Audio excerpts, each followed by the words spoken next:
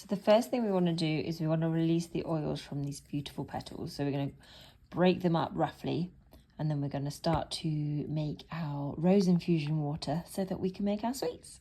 Oh my God. So when you bruise the petals, it releases their natural oils, and it's so tasty and it smells amazing.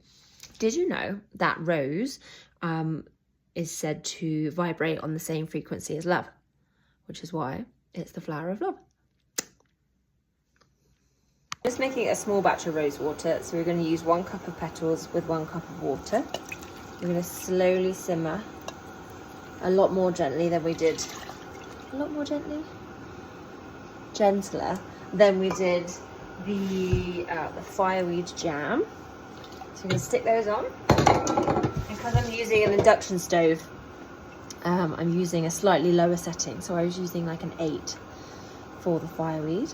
But for this one, I'm just going to keep on a nice gentle 4 and just really bring all that goodness out of the petals. So we're just simmering these beautiful rose petals until the water is tinted and they lose their colour. So I'm just going to do that for a couple more minutes. And then we need to add sugar and cornstarch. Now, I'm going to substitute some of my sugar with this spruce pine sugar that I made yesterday. And I'm actually, instead of using icing sugar, I'm going to use the rest of the spruce pine sugar, which is here just drying out at the moment. And let's see what happens. Look at this beautiful pink rose infusion. We're going to mix that with our corn flour, and I've used lemon juice to bind it together so it doesn't clump. So I've put the cornstarch and the lemon in with the rose water. We're just going to give this a stir until it's thick, and then we need to prepare our sugar. So we'll do this on a low heat first of all. So we've got this beautiful globe to a really good place. Now we're just going to stir our spruce sugar with water. We really need to get this bad boy boiling, and we're going to slowly mix it in with our rose glob. To know that we've got this liquid to the right temperature, we're going to do something called the soft pour method.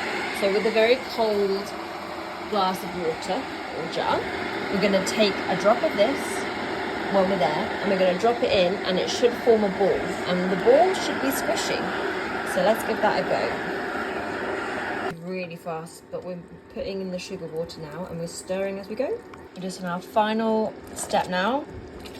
We've added the sugar water to the rose mix. Now we're just going to stir this until it goes hard. We're going to pour it out. Ooh, look at this bubbling goodness. We're nearly there. You want this to be really, really elasticy, and like when you pour this through, it takes a while to reset, and it will like peel off. You just got to be real careful you don't burn any sugar at the bottom of the pan. I'm going to turn this down because we're at the top end of how I want that to be bubbling. Look at this beautiful texture. Oh my goodness. We're going to get this in the jug now. Pour our molds.